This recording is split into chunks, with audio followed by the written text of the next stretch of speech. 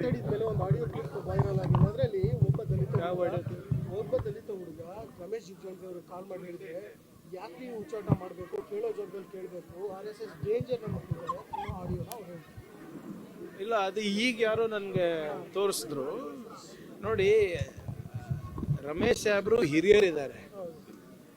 ಅವರು ನಮ್ಮ ತಂದೆ ಅವ್ರ ಜೊತೆ ಒಡನಾಟ ಇಟ್ಟವರು.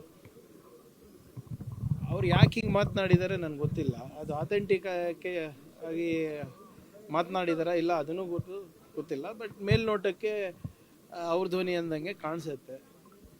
ಆದರೆ ಅಲ್ಲಿ ಹೇಳಿರೋದು ನೋಡಿದ್ರೆ RSS ಇಂದ ನಾವೆಲ್ಲರೂ ಹೆದರ್ಕೋಬೇಕು, ಅವರು ಯಾವುದೇ ಹಂತಕ್ಕೆ ಹೋಗ್ತಾರ ಅಂತ ಕೂಡ ಅದರಲ್ಲಿ ಹೇಳಿದ್ದಾರೆ. ಅದರಲ್ಲಿ ಭಾಳ ಸ್ಪಷ್ಟವಾಗಿ ಒಂದು ಸರಿ ಅಲ್ಲ 2 ಸರಿ ಏನು ಹೇಳ್ತಾರೆ ಅಂದರೆ, ಅವನು ಮಣ್ಣು ಹಾಕ್ತಾನೆ,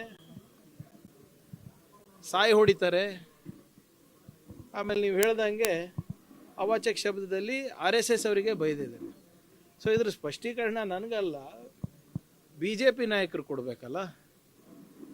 ಈಗ ಕಾನೂನಾತ್ಮಕವಾಗಿ ಪ್ರಶ್ನೆ ಕೇಳಿದಕ್ಕೆ ಸಂವಿಧಾನದ ಪರವಾಗಿ ನಾವು ನಿಂತ್ಕೊಂಡಿದ್ದಕ್ಕೆ BJP ಸಂಸದರಿರ್ಬೋದು, ಶಾಸಕರಿರ್ಬೋದು, ಅಥವಾ RSS ಬೆಂಬಲಿಗರಿರ್ಬೋದು, ಅವರು ಈ ರೀತಿಯಾಗಿ ಥ್ರೆಟನ್ ಮಾಡ್ತಾರೆ ಅಂದರೆ ಯಾವ ಮಟ್ಟಕ್ಕೆ ಈ ಸಂಸ್ಥೆ ನಮ್ಮ ಸಮಾಜದಲ್ಲಿ ಬೇರು ಬಿಟ್ಟಿವೆ ತಾವೇ ತಿಳ್ಕೊಬೇಕು. ಅಂದರೆ if you are ready to threaten the home minister of Karnataka, ನೀವು ಯೋಚನೆ ಮಾಡಿ ಅವ್ರ ಹಿಂದೆ ಯಾರ್ಯಾರು ಇರ್ಬೋದು ಅಂತ. ಆಮೇಲೆ ಇದಕ್ಕೆ ನಾವು ಹೋಮ್ ಮಿನಿಸ್ಟರ್ ಇರಲಾರ್ದಾಗೆ ಹೆದರಿಲ್ಲ, ಇವಾಗೇನಕ್ಕೆ ಹೆದರ್ಬೇಕು ನಾನು?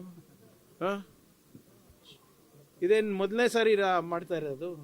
ಹೋದ ಬಾರಿ ಕೂಡ ಇವರು ನಾನು ಯಾವುದೋ ಒಂದು ವಿಚಾರಕ್ಕೆ ನಾನು ಸವಾಲೆತ್ತಿದಾಗ ಇದೇ ವಿರೋಧ ಪಕ್ಷದ ನಾಯಕರು ಮತ್ತು BJP ಅಧ್ಯಕ್ಷರು ಇದೆಲ್ಲನೂ ಕೂಡ ಅವರು ಪಬ್ಲಿಸಿಟಿಗೆ ಮಾಡ್ತಾ ಇದ್ದಾರೆ ಅಂತ ಹೇಳೋದು. ಅದಕ್ಕೆ ನಾನೇ ವಿಡಿಯೋ ಮಾಡಿದೆ. ಪಾಪ ಅವನು ಅರೆಸ್ಟ್ ಆದ, ಆ ಹುಡುಗ ಯಾರದು ನನಗೆ ಬೆದರಿಕೆ ಹಾಕಿದ್ದ ಅರೆಸ್ಟ್ ಆದ. ಈ RSSನವರು BJPನವರು ಪಾಪ ಅವನಿಗೆ ಒಂದು ಲಾಯರ್ ಕೂಡ ಕೊಟ್ಟಿಲ್ಲ, ಗೊತ್ತಾ ನಿಮಗೆ?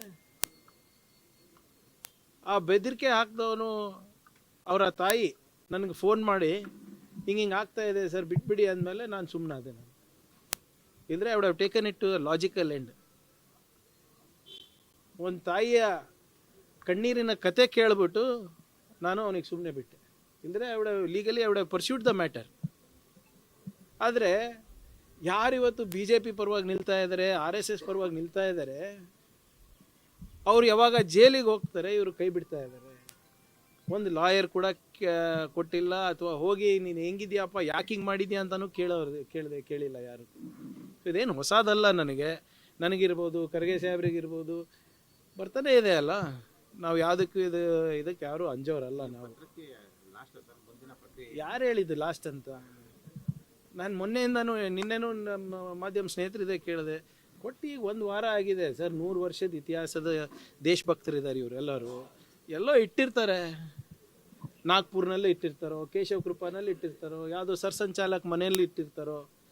ತರ್ತಾರಲ್ಲ, ಇವತ್ತಿಲ್ಲ ನಾಳೆ ದಾಖಲೆಗಳು ತರ್ತಾರೆ. ಯಾಕೆ ಅಷ್ಟಾಗ್ತದೆ? ಸ್ವಲ್ಪ ಟೈಮ್ ಕೊಡಿ. ಇಲ್ಲ ಅಂದರೆ ಸೃಷ್ಟಿ ಮಾಡಿಸ್ಬೇಕಲ್ಲ. ಕಾನೂನಿದೆ ಅಲ್ರಿ. ಕೊಡಲೇ ಇಲ್ಲ ಅಂದರೆ ನಿಮಗೊಂದು ಕಾನೂನು, ನಮಗೊಂದು ಕಾನೂನಾ? ಅಥವಾ ಅವ್ರಿಗೊಂದು ಕಾನೂನಾ? ಈಗ ಇದ್ದಿದ್ರೆ ಇಷ್ಟೊತ್ತಿಗೆ ನನ್ನ ಮುಖಕ್ಕೆ ಬಿಸಾಕ್ತಾ ಇರ್ಲಿಲ್ವೇನ್ರಿ? ಎಷ್ಟು ದಿನ ಟೈಮ್ ಅಂತ ಕೊಡ್ತೀರಾ ಸರ್ ನೀವೇನ? ಸಿ ನಾನು ಯಾರು ಇವ್ರೆ? ಹೋಮ್ ಮಿನಿಸ್ಟರ್ ಅಲ್ವಾ? ನನ್ನ ಕೆಲಸ ಏನು? ತಾಳ್ಮೆಯಿಂದ ಇರೋದು. Attacking is not the first thing they teach police. Restraint ಇರಬೇಕು, ತಾಳ್ಮೆ ಇರಬೇಕು, ಕಾನೂನಾತ್ಮಕವಾಗೇ ಮಾಡಬೇಕು. ಆ ಚೌಕಟ್ಟನ್ನು ನಾನು ಮೀರೋಕ್ಕಾಗಲ್ಲ, ಅವರು ಮೀರೋಕ್ಕಾಗಲ್ಲ. ನಾನು ಅವರಿಗೆ ಮೀರಕ್ಕೂ ಬಿಡೋದಿಲ್ಲ. ಬರಲಿ. ಈಗ ಇಷ್ಟು 100 ವರ್ಷ ಕಾದಿದ್ದೀರಂತೆ ಒಂದು ಡಾಕ್ಯುಮೆಂಟಿಗೆ, ಇನ್ನೂ ಒಂದು ತಿಂಗಳು ಕಾಯಕ್ಕೆ ಏನಪ್ಪ ನಿಮಗೆ? ರಿಜಿಸ್ಟ್ರೇಷನ್ ಅನ್ನೋದು ಫೈನಲ್ ಅಂತ. ರಿಜಿಸ್ಟ್ರೇಷನ್ ಅಲ್ಲ, I want to know who they are. ಈಗ ಮೊನ್ನೆ ನೀವೇ ಕೇಳಿದ್ರಿ ನನಗೆ, ಪ್ರಿಯಾಂಕರ್ಗೆ RSS ಬಗ್ಗೆ ಯಾಕೆ ಕೇಳ್ತಾ ಇದ್ದಾನೆ, ಸುಮ್ಮನಿರೋದು ಬಿಟ್ಟು ಗೃಹ ಸಚಿವರು ಕೆಲಸ ಮಾಡಬಾರ್ದು ಅವರು ಅಂತ. ಅರೆ 20 ಲಕ್ಷ ಜನ ಇಡೀ ರಾಜ್ಯದಲ್ಲಿ ಸೇರ್ತಾ ಇದ್ದಾಗ ಅದು ಜವಾಬ್ದಾರಿ ನಂದ ಏನು? ಮಹಿಳಾ ಮತ್ತು ಮಕ್ಕಳ ಕಲ್ಯಾಣ ಇಲಾಖೆ ಮಾಡಬೇಕಾದ?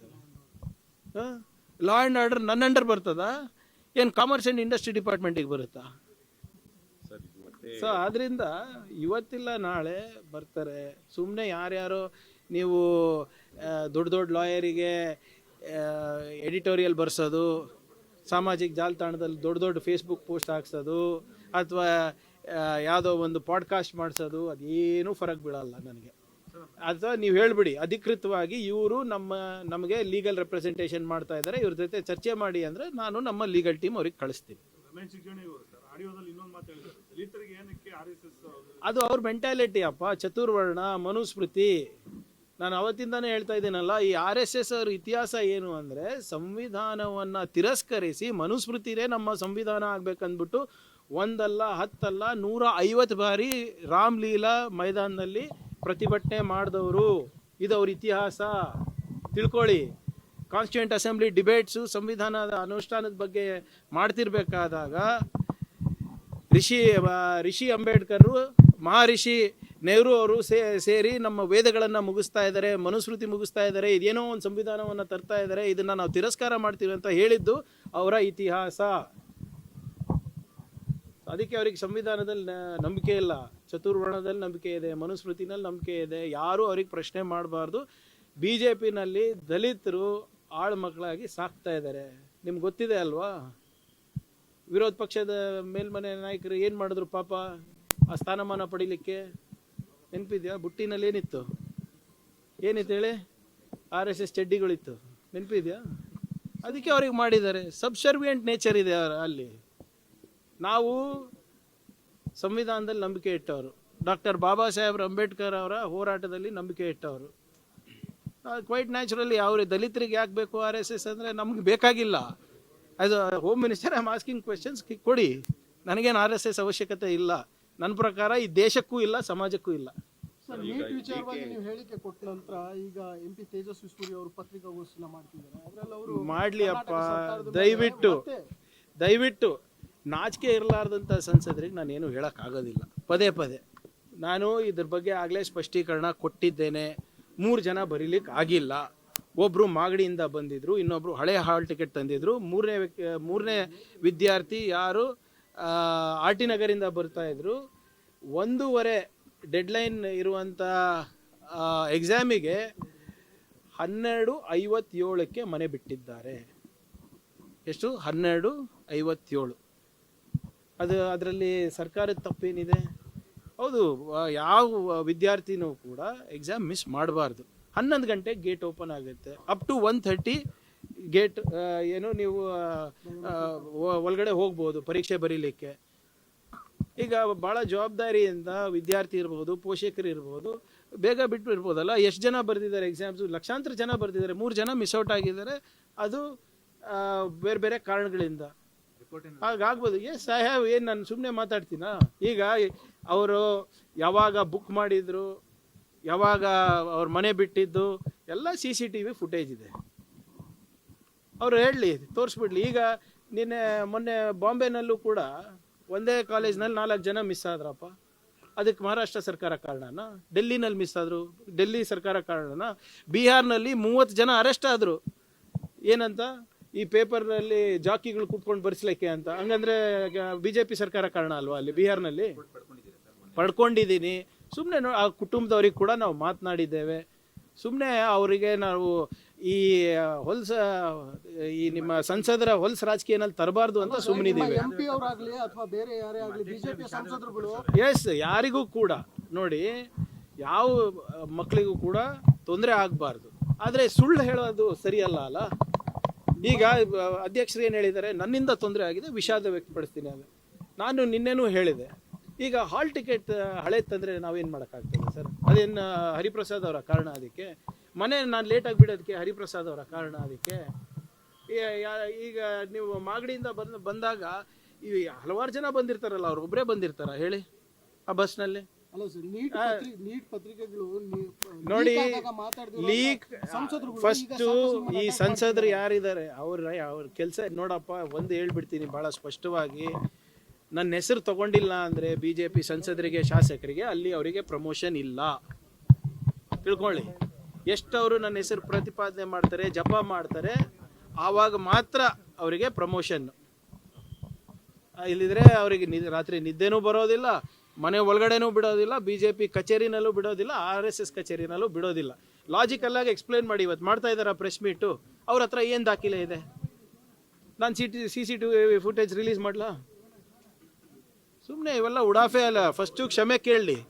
ಈಗ ದಿಸ್ ಈಸ್ ಅ ಎಕ್ಸಾಮ್, ಒಪ್ತೀರಾ ಎಲ್ಲರೂ? Exam. Why was there a necessary for exam? ನಿಮ್ಮ ಯೋಗ್ಯತೆಗೆ ಒಂದು ಎಕ್ಸಾಮ್ ನಡ್ಸೋಕ್ಕಾಗಿಲ್ಲ. ವಾಯುಸೇನೆ, ನೌಕಾಸೇನೆ, ಬೇರೆ ಬೇರೆ ಸೇನೆಗಳು ಬೇಕಾಗಿತ್ತು ನಿಮ್ಗೆ ಪೇಪರ್ ತರಲಿಕ್ಕೆ. ನಿಮ್ಮ ವೈಫಲ್ಯತೆಯಿಂದ ಇವತ್ತು ಎಕ್ಸಾಮ್ ಆಗಿರೋದು. ಫಸ್ಟು ಎಕ್ಸಾಮ್ ಯಾಕೆ ಮೊದಲನೇ ಎಕ್ಸಾಮ್ನಲ್ಲಿ ಪೇಪರ್ ಲೀಕ್ ಯಾಕಾಯಿತು ಅದ್ರ ಬಗ್ಗೆ ಬಹಿರಂಗವಾಗಿ ಮಾತಾಡಲಿ ಅವರು. ಅದ್ರ ಬಗ್ಗೆ ಕ್ಷಮೆ ಕೇಳಲಿ ಫಸ್ಟು. ಸರ್, ಕ್ರಾಸ್ ವೋಟಿಂಗ್ ಅಲ್ಲಿ ಧರ್ಮಸ್ಥಳಕ್ಕೆ ಹೋಗ್ತೀವಿ ಅಂದವರು ಇವತ್ತು BJP ಹೈಕಮಾಂಡ್ ಲೀಡರ್ಸ್ ಅನ್ನ ಮೀಟ್ ಮಾಡಕ್ ಹೋಗಿದ್ದಾರೆ, ಅಶೋಕ್ ಅವರು ಮತ್ತು ವಿಜೇಂದ್ರ ಅವರು. ಧರ್ಮಸ್ಥಳ ಹೋಗೋರು ಡೆಲ್ಲಿಗೆ ಯಾಕೆ ಹೋದ್ರು? ಅವ್ರ ಪಕ್ಷದ ವಿಚಾರ. ಮಾಡಿದೀರಾ ಅದು ಇದು ಅಂತ ಆಯ್ತು, ಈಗ ಅಮಿತ್ ಶಾ ಎಲ್ಲ ಅವ್ರ ಹತ್ರ, ಅಮಿತ್ ಶಾ ಅವರು ಗೃಹ ಸಚಿವರು ಎಲ್ಲರೂ ಅವ್ರ ಹತ್ರನೇ ಇದಾರಲ್ಲ, ಸಂಶೋಧನೆ ನಡೆಸಿ ಸರಿ ಇದ್ಯಾವುದು ತನಿಖೆ ನಡೆಸಲಿ. ಯಾರು ಬೇಡ ಅಂದಿದ್ದಾರೆ? ಈಗ ಸದಾನಂದ ಗೌಡ್ರು ಏನು ಹೇಳಿದ್ರು ನಿನ್ನೆ, ಅಡ್ಡ ಮತದಾನ ಆಗ್ಬೋದು ಅಂದ್ಬಿಟ್ಟು ವಿಜೇಂದ್ರ ಅವರಿಗೆ ಮತ್ತು ಅಶೋಕ್ ಅವರಿಗೆ ಫೋನ್ ಮಾಡಿದ್ರಂತೆ. ಅವರು ಇಲ್ಲ ಫೋನ್ ಮಾಡಿದ್ರಂತೆ, ಯಾರೂ ಎತ್ತಿಲ್ಲಂತೆ. ಅಂದರೆ ಒಬ್ಬ ಮಾಜಿ ಮುಖ್ಯಮಂತ್ರಿಗಳ ಮಾತಿಗೆ ಎಷ್ಟು ಬೆಲೆ ಇದೆ ಅಂತ ಗೊತ್ತಿದೆ ಅಲ್ಲ. ಕನೆಕ್ಟ್ ಆಗಿಲ್ಲ ಅಂತ ಹೇಳ್ತಾರೆ ಸರ್, ಅವ್ರು ಎತ್ತಿಲ್ಲ ಅಂತ ಹೇಳಿದ್ರೆ ಕನೆಕ್ಟ್ ಆಗಿಲ್ಲ ಅಂತ. ಇಬ್ರದ್ದು ಕನೆಕ್ಟ್ ಆಗಿಲ್ಲ. ನೀವು ನಂಬ್ತೀರಾ? ಇಲ್ಲ, ಇಬ್ರದ್ದು ಕನೆಕ್ಟ್ ಆಗಿಲ್ವಾ? ಅವ್ರ PAಗಳದ್ದು PSಗಳದ್ದು ಕನೆಕ್ಟ್ ಆಗಿಲ್ವಾ? ಹಾಂ, ಆಯ್ತು, ಒಳ್ಳೇದು ಬಿಡಿ. ನನಗೇನು ಸಂಬಂಧ ಇಲ್ಲ ಅವ್ರದ್ದು. ಬಟ್ ಧರ್ಮಸ್ಥಳಕ್ಕೆ ಹೋಗೋರು ಇಲ್ಲಿಗೆ ಯಾಕೆ ಹೋದ್ರು ಅಂತ